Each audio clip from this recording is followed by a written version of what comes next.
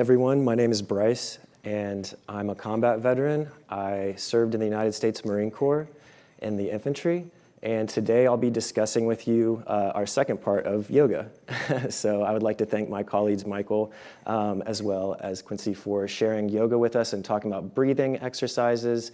So today I'd like to share why yoga has been a catalyst in my life for change and how what parts you would be able to take with you on your path and journey.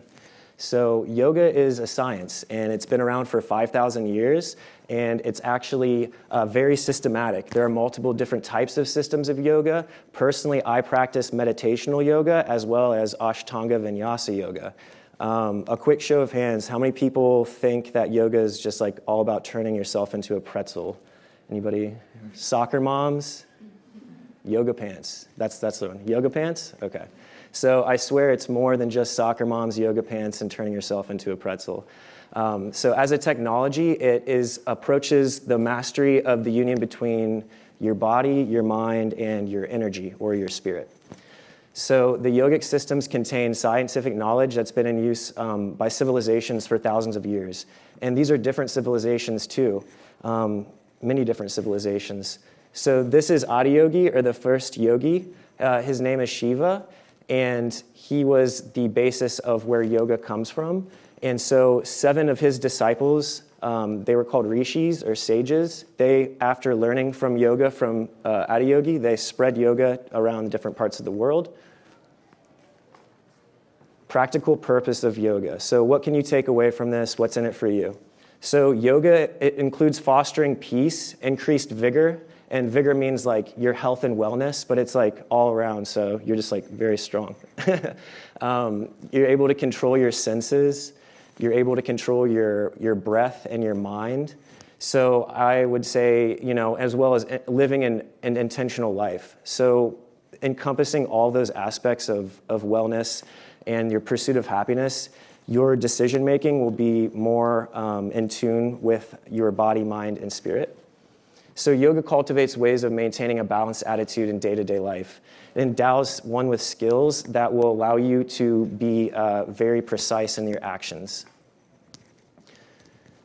So how can we deal with dualities? Well, I feel like this picture kind of is similar to my instance because I served in the Marine Corps.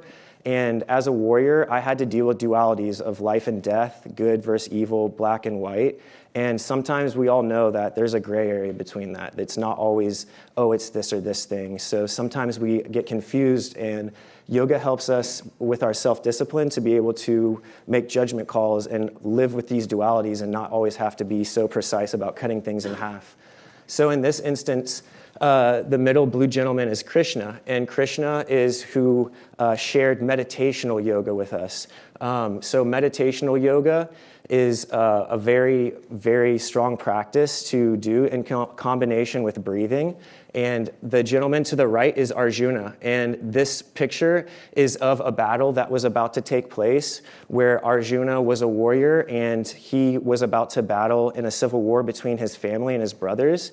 And right before the battle, he felt very adamant that, no, I shouldn't do this anymore, after being so certain that he should fight, after seeing grandson against grandpa and uncle against nephew.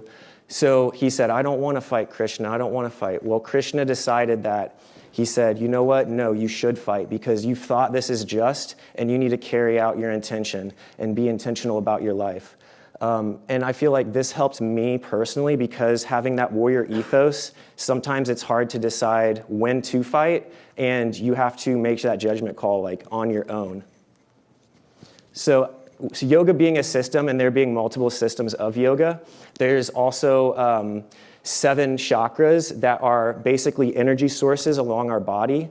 This is a part of yogic scientific knowledge. And so the 7 chakras from top to bottom, the very top is the crown chakra, and this is like what encompasses our energy and our spirit. The third eye chakra is on the top of your head here in the middle. Your throat chakra, your heart chakra, solar plexus, and then your sacral, and then your root chakra. So as we've been able to learn here in a very short amount of time. Thank you for everyone being here. We've learned that yoga is much more than just exercise. We've also learned that the practice goes beyond the physical limitations of the mat as well as the physical limitations of our own bodies. I implore you to find your catalyst for change. Yoga has been my catalyst. I started practicing meditational yoga 9 months ago, and some of the changes I've seen in my own self, I no longer drink alcohol or coffee, and while these may be personal choices, I've been able to see extreme amount of growth in my own self as well as the decision-making process that I've had. So thank you so much for taking this journey with me, and blessings.